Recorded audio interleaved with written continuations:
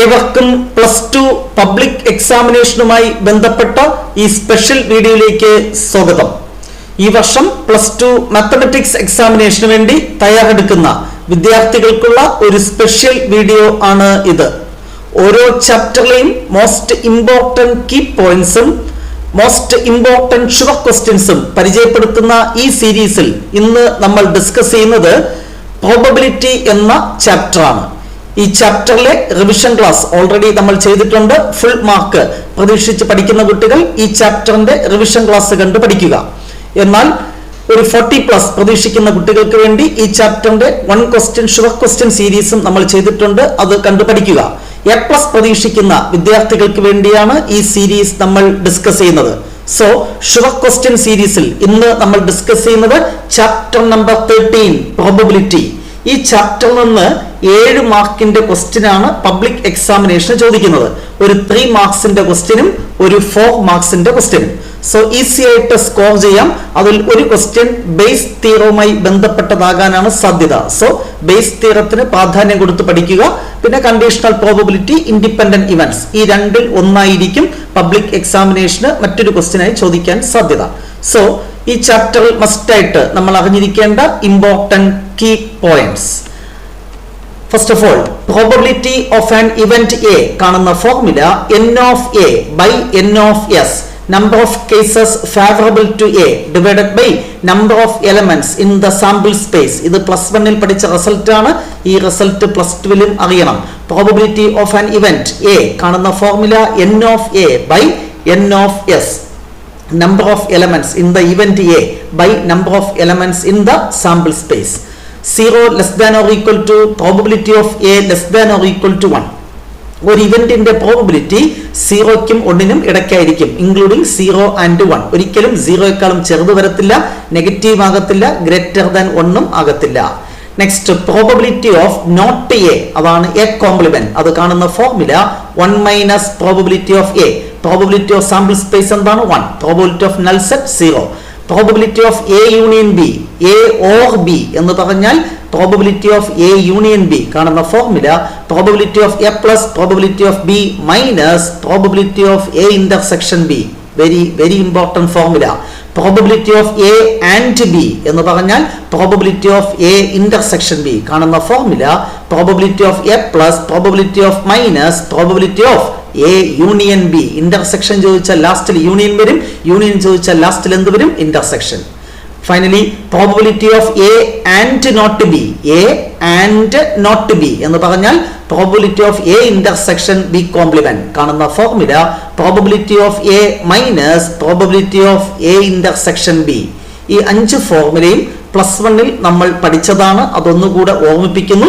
ഈ ഫോർമുലകളെല്ലാം ഈ വർഷവും നമുക്ക് ആവശ്യമാണ്.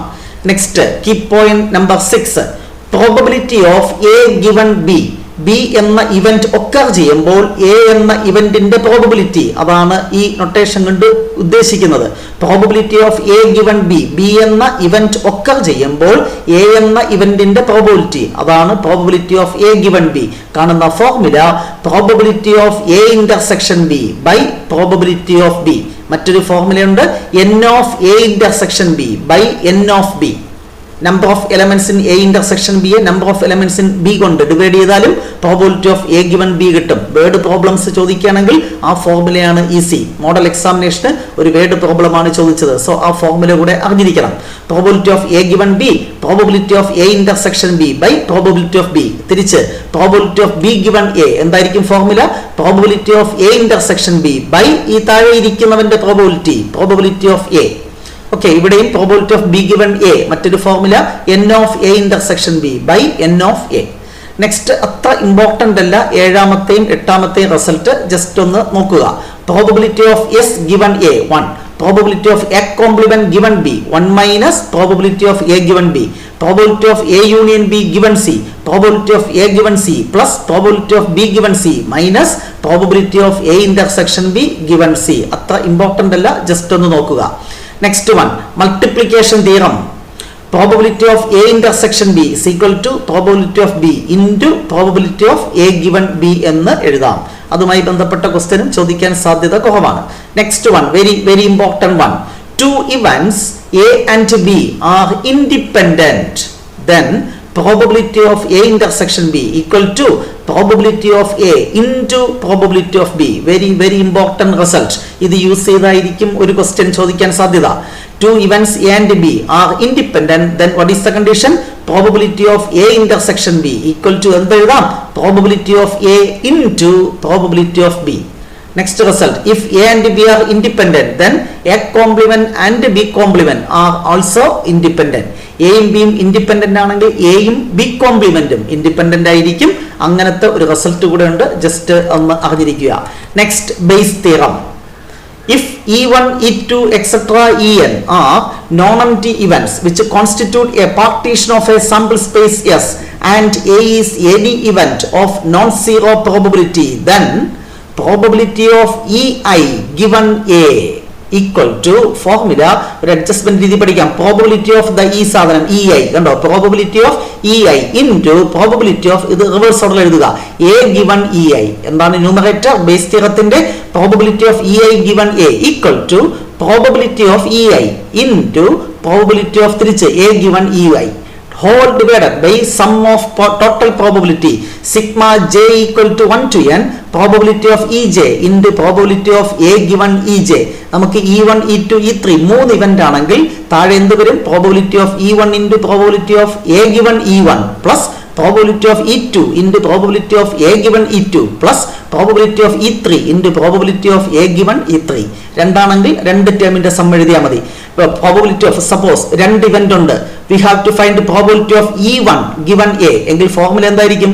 probability of E1 into probability of A given E1 whole divided by probability of E1 into probability of A given E1 plus probability of E2 into probability of A given E2. Maximum 3 events വരുന്ന ക്വസ്റ്റിനെ public പരീക്ഷയ്ക്ക് ചോദിക്കാൻ സാധ്യതയുള്ളൂ. Model എക്സാമിനേഷന് ഒരു unexpected question ആണ് base തിയറത്തിൽ നിന്ന് ചോദിച്ചത്. Public എക്സാമിനേഷന് direct question ആകാനാണ് സാധ്യത. So ഇത്രയും കാര്യങ്ങളാണ് പ്രോബബിലിറ്റി എന്ന ചാപ്റ്ററിൽ നമ്മൾ ഇമ്പോർട്ടൻ്റ് ആയിട്ട് അറിഞ്ഞിരിക്കേണ്ട സ്റ്റാൻഡേർഡ് റിസൾട്ട്സ്. അതിൽ പകുതിയും +1 റിസൾട്ടുകളാണ്, അത് മസ്റ്റായിട്ട് ഓർത്തിരിക്കണം. ഇനി ഈ ചാപ്റ്ററിലെ important questions. Question number 1. If probability of A 6/11, probability of B 5/11, probability of A union B 7/11, find probability of A intersection B, probability of A given B, വേണമെങ്കിൽ probability of B given A അങ്ങനെയും ചോദിക്കാം. So ഇങ്ങനെ ഒരു question വന്നാൽ അത് direct question ആണ്, direct ആയിട്ട് ചെയ്യാൻ സാധിക്കും. Probability of A intersection B equal to formula എന്താണ്?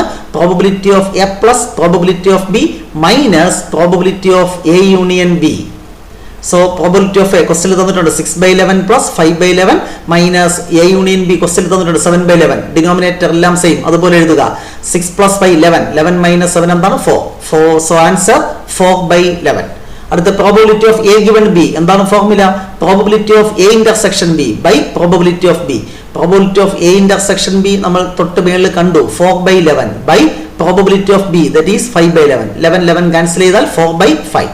ഇനി probability of B given A ആണെങ്കിൽ formula probability of A intersection B by probability of A, അതായത് 4/11 ബൈ 6/11. ആൻസർ 4/6 എന്ന് കിട്ടും. Okay, next question number 2. Two events A and B are independent, then probability of A intersection B equal to dash. Probability of A intersection B equal to probability of A into probability of B. One word question. Next one, important one. Given two independent events A and B such that probability of A 0.3, probability of B 0.6, then find probability of A and B. ഒന്നാമത്തെ part. Second part probability of not A and not B. എന്ന് പറഞ്ഞാൽ മറ്റൊരു രീതിയിൽ ചോദിക്കാം, probability of neither A nor B എന്ന് പറഞ്ഞാലും not A and not B എന്ന് പറഞ്ഞാലും സെയിം ആണ്.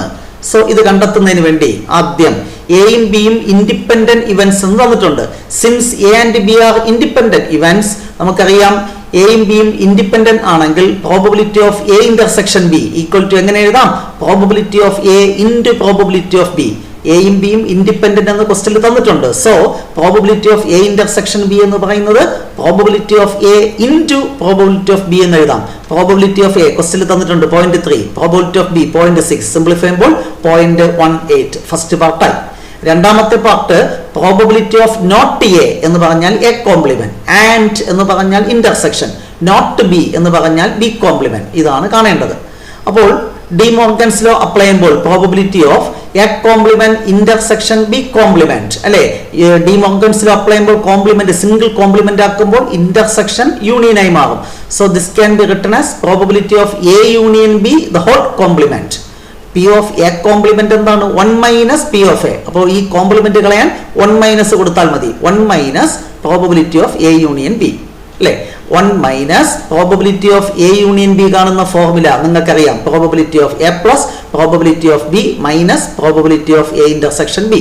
1 മൈനസ് പ്രോബബിലിറ്റി ഓഫ് എ എന്താണ്? 0.3, probability of B 0.6, probability of A intersection B 0.18. Simplify ചെയ്യുമ്പോൾ 0.28 എന്ന് കിട്ടും. ഇത് ഒരു മെത്തേഡ്. ഇനി മറ്റൊരു മെത്തേഡ്, എയും ബിയും ഇൻഡിപെൻഡന്റ് ആണെന്ന് ക്വസ്റ്റ്യൻ തന്നിട്ടുണ്ട്. അതുകൊണ്ട് എ കോംപ്ലിമെന്റും ബി കോംപ്ലിമെന്റും ഇൻഡിപെൻഡന്റ് ആയിരിക്കും. അതുകൊണ്ട് probability of A complement intersection B complement equal to probability of A complement into probability of B complement. അങ്ങനെ എഴുതി ചെയ്യാനും എളുപ്പമാണ്. അതാണ് കുറച്ചുകൂടി എളുപ്പം കേട്ടോ. അത് ഇൻഡിപെൻഡന്റ് ആണെങ്കിലേ അങ്ങനെ എഴുതാൻ പറ്റത്തുള്ളൂ. So probability of A complement 1 minus P of A, probability of B complement 1 minus probability of B. അപ്പോൾ 1 മൈനസ് 0.3 ഇൻറ്റു 1 മൈനസ് 0.6 സിംപ്ലിഫൈ ചെയ്യുമ്പോൾ ഈ ആൻസർ കിട്ടും. ആ രീതിയിലും നിങ്ങൾക്ക് ചെയ്തു നോക്കാം. വളരെ ഇമ്പോർട്ടൻ്റ് ആണ് ഇത്തരത്തിൽ ഉള്ള ഒരു ക്വസ്റ്റ്യൻ. എക്സാമിനേഷൻ സ്ഥിരം ചോദിക്കാറുണ്ട്. മോക്ക് പ്രോബ്ലംസ് പ്രാക്ടീസ് ചെയ്യുക. നമ്മുടെ റിവിഷൻ ക്ലാസ്സിൽ കൂടുതൽ ക്വസ്റ്റ്യൻസ് ചെയ്യുന്നുണ്ട്. അത് കണ്ട് പഠിക്കുന്നതാണ് നല്ലത്. A+ പ്രതീക്ഷിക്കുന്ന വിദ്യാർത്ഥികൾ ഇവിടെ 1-2 ക്വസ്റ്റ്യൻ സാമ്പിളായിട്ട് കൊടുത്തിട്ടുണ്ടെന്ന് മാത്രം. ഓക്കെ, നെക്സ്റ്റ് ക്വസ്റ്റ്യൻ നമ്പർ 4 ഒരു വേർഡ് പ്രോബ്ലം ആണ്. Probability of solving specific problem independently by A and B are 1/2 and 1/3 respectively. If both try to solve the problem independently, find probability that ഒന്നാമത്തെ case exactly one of them solve the problem, second case the problem is solved. അപ്പോൾ എയും ബിയും ഒരു problem independent ആയിട്ട് solve ചെയ്യുന്നു. അപ്പോൾ ഇത് independent case എന്ന് ഉറപ്പിക്കാം. അപ്പോൾ എ എന്ന ഇവന്റ് അല്ലെ, എ എന്ന ആൾ ഒരു പ്രോബ്ലം സോൾവ് ചെയ്യാനുള്ള പ്രോബബിലിറ്റി 1/2 എന്ന് എടുക്കാം. ബി എന്ന ആൾ പ്രോബ്ലം സോൾവ് ചെയ്യാനുള്ള പ്രോബബിലിറ്റി 1/3 എന്ന് എടുക്കാം. സോ ആൻസർ എഴുതുമ്പോൾ പ്രോബബിലിറ്റി ഓഫ് എ, അതായത് probability of A solving the problem അതാണ് പി ഓഫ് എ, അത് 1/2. Probability of B solving the problem അതാണ് probability of B, that is 1/3. അപ്പോൾ പ്രോബബിലിറ്റി ഓഫ് എ കോംപ്ലിമെന്റ് എന്തായിരിക്കും? അതായത് എ എന്നാൽ സോൾവ് ചെയ്യാതിരിക്കാനുള്ള പ്രോബബിലിറ്റി അത് 1 minus P of A, 1 minus 1/2 1/2. Probability of B complement, B എന്ന വ്യക്തി problem solve ചെയ്യാതിരിക്കാനുള്ള സാധ്യത അതാണ് പി ഓഫ് ബി കോംപ്ലിമെന്റ്. അത് കാണുന്ന formula 1 minus P of B that is equal to 1 minus 1/3 അല്ലെ. സിംപ്ലിഫൈ ചെയ്യുമ്പോൾ 2/3.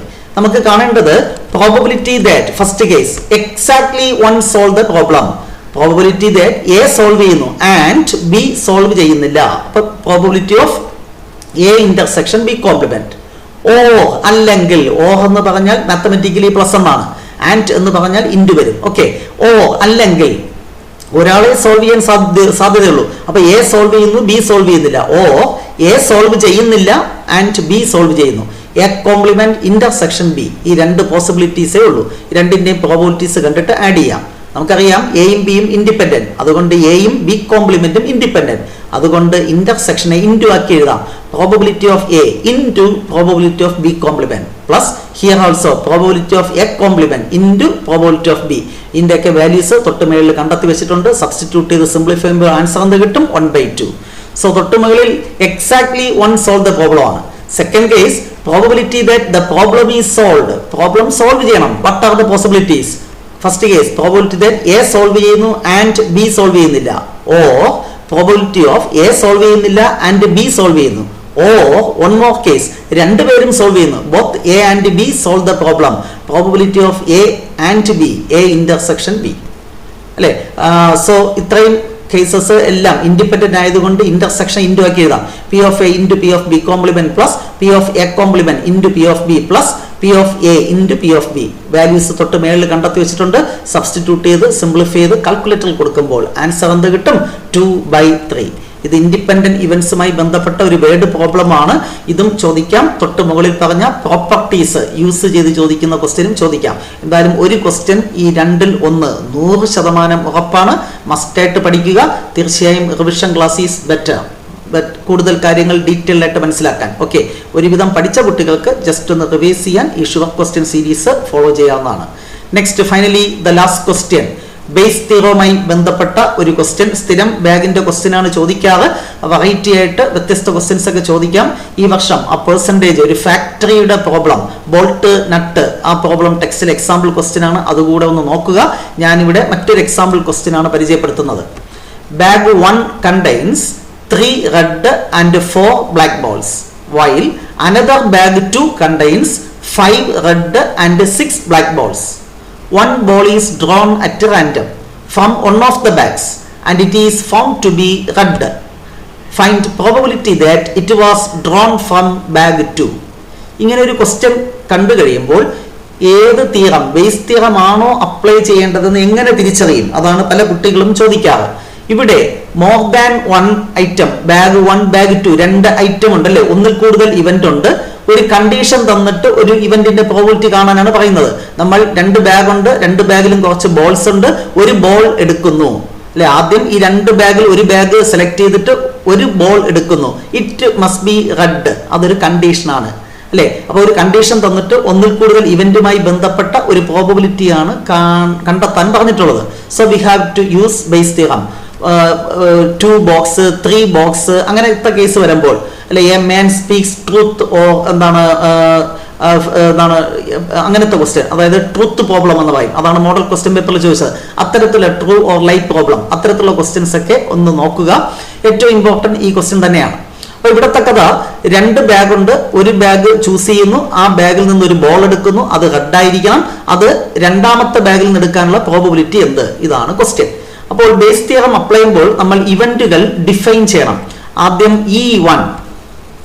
E1 എന്ന് പറയുന്നത് ചൂസിങ് ബാഗ് 1, E2 എന്ന് പറയുന്നത് ചൂസിങ് ബാഗ് 2. അതായത് the event of choosing bag 1 അതാണ് E1, the event of choosing bag 2 അതാണ് E2.